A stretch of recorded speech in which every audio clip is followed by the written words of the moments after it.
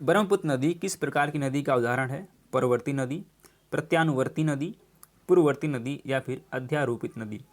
तो जो ब्रह्मपुत्र नदी है वह उदाहरण है एक पूर्ववर्ती नदी का। तो इस तरह से सी ऑप्शन तो करेक्ट है।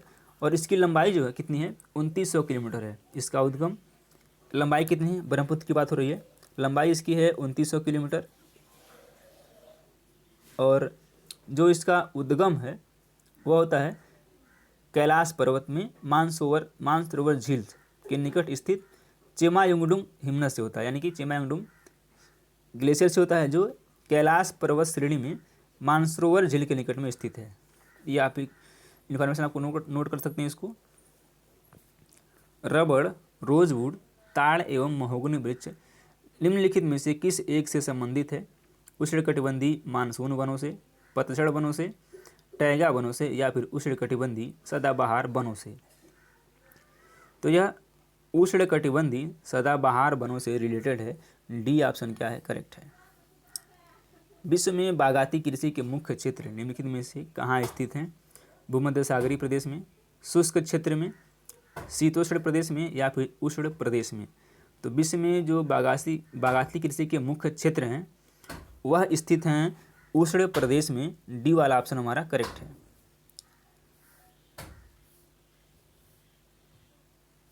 विश्व के बृहद कृषि प्रदेशों का सर्वप्रथम सीमांकन किया गया था जेई स्पेंसर के द्वारा, एच बोबेक, जी.टी. त्रिवाथा या फिर डी हिटलिल्सी के द्वारा।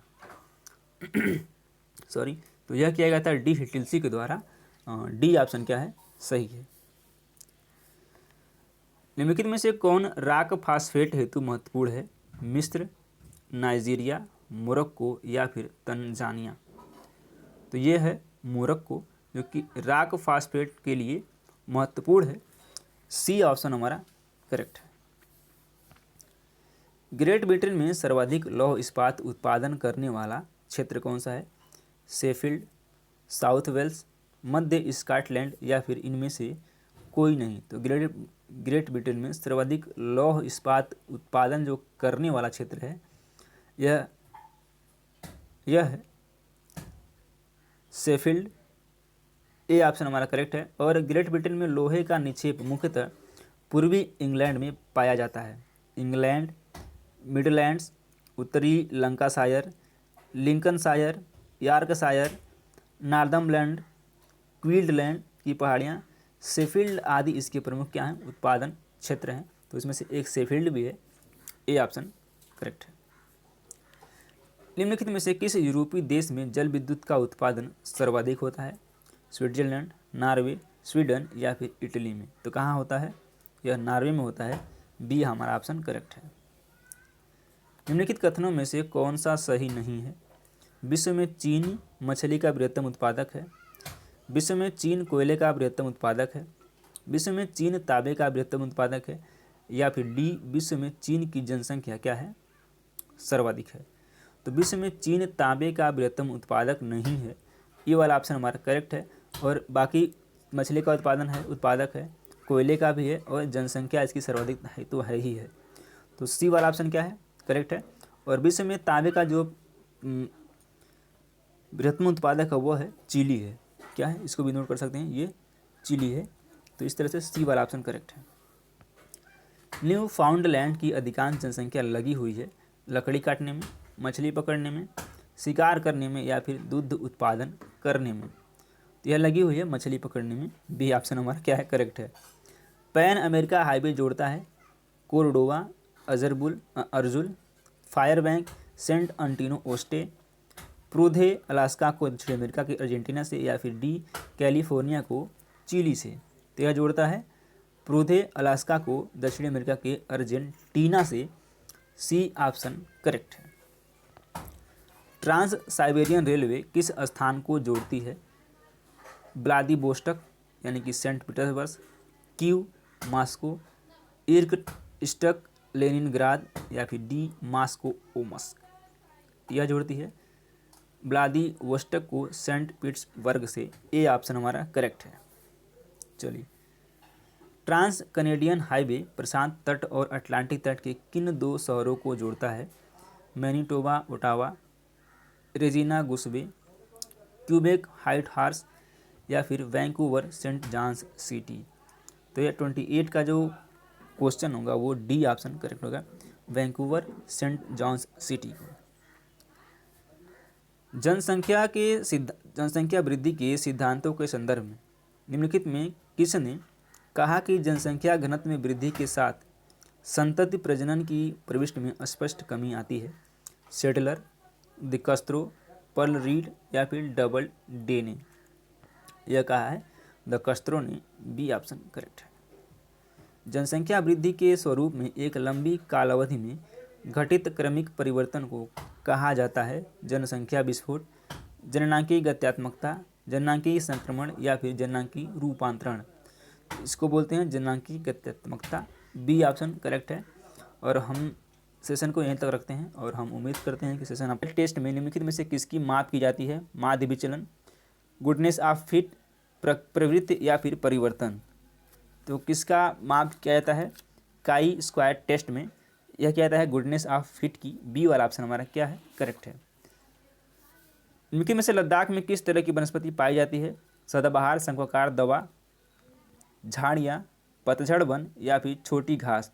तो लद्दाख की बात हो रही है तो लद्दाख में सदाबहार शंक्वाकार दवा के रूप में क्या पाई जाती हैं? वनस्पतियाँ पाई जाती हैं और ए वाला ऑप्शन हमारा करेक्ट है। भारत के किस राज्य में जाड़े की ऋतु में सर्वाधिक वर्षा होती है? जाड़े की ऋतु में बोल रहा है केरल, तमिलनाडु, आंध्र प्रदेश या फिर कर्नाटक में।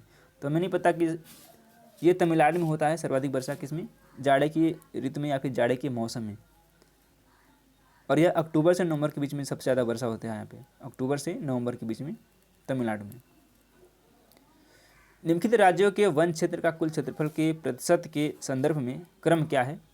नीचे दिए गए कूट की सहायता से उत्तर देना था। अरुणाचल प्रदेश, महाराष्ट्र, उड़ीसा या फिर गुजरात। वन क्षेत्र के आसपास जो भी जाते हैं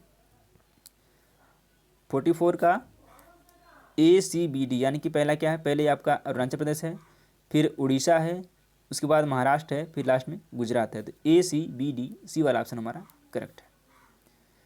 निम्नलिखित नदियों में से कौन सी एक लद्दाख एवं जास्कर पर्वत श्रेणियों के मध्य में प्रवाहित होती है? चिनाब, सिंधु, झेलम या फिर सतलज। तो कौन सी प्रवाहित होती है? यह सिंधु नदी है जो लद्दाख एवं जास्कर श्रेणियों के मध्य में प्रवाहित होने वाली एकमात्र नदी है। भारत की तटरेखा की कुल लंबाई कितनी है? ये काफ़ी इंपॉर्टेंट क्वेश्चन है और वनडे एग्जाम में ये क्वेश्चन कई बार पूछा गया है। 3500 किलोमीटर, 6000 किलोमीटर, 8000 किलोमीटर या फिर 9500 किलोमीटर। कितनी है? यह है 6000 किलोमीटर, बी वाला ऑप्शन करेक्ट है। एग्जैक्ट क्या है? एग्जैक्ट है 6100, लेकिन 6100 दिया नहीं है तो इसमें क्या है 6000 आप मान के चलिए, बी वाला ऑप्शन करेक्ट है। पौधों को कितने आवश्यक तत्वों की ज़रूरत होती है? 10, 15, 16 या फिर 20। तो इनको लगभग 16 आवश्यक तत्वों की आवश्यकता होती है। किसको? पौधों को। निम्नलिखित राज्यों में से किसकी सर्वाधिक लंबी तटरेखा है? गुजरात, महाराष्ट्र, केरल या फिर तमिलनाडु। तो सबसे लंबी तटरेखा वाला राज्य इसमें कौन सा है? गुजरात है, ए वाला ऑप्शन हमारा करेक्ट है। और तटीय रेखा वाले राज्य कितने हैं? 9 राज्य हैं। ऐसे करके ये गुजरात, महाराष्ट्र, गोवा, कर्नाटक, केरल, तमिलनाडु, आंध्र प्रदेश, उड़ीसा। 1, 2, 3, 4, 5, 6, 7, 8 और 9, ये भी याद रखना है। निम्नलिखित में से जायद की फसल कौन सी है? चावल, सब्जियां, जूट या फिर मक्का। सब्जियां तो होगा नहीं, सॉरी, चावल, जूट, मक्का और सब्जियां। तो क्या है? सब्जियां हैं जायद की फसल, बी ऑप्शन हमारा करेक्ट है। चेते मिनी क्या है? जाम्बिया में स्थानांतरण कृषि, चिली में खोजा गया एक नया खनिज, न्यूजीलैंड में एक बंदरगाह या फिर डी एक प्रकार का हार्पून। चेते मिनी क्या है? एक जाम्बिया में स्थानांतरणशील कृषि है चेते मिनी। अब कुछ नाम और इसके क्षेत्र की बात कर लेते हैं जहाँ पे वहाँ की कृषि को उस नाम से पुकारा जाता है। बात करेंगे चेना बोला जाता है श्रीलंका में, झूम भारत में, लदांग इंडोनेशिया एवं मलेशिया में, मिल्पा मध्य अमेरिका एवं मैक्सिको में और रोका ब्राज़ील में। ये सारे क्या हैं? ये स्थानांतरणशील कृषि के नाम हैं जो कि डिफरेंट क्षेत्र में इसको जाना जाता है।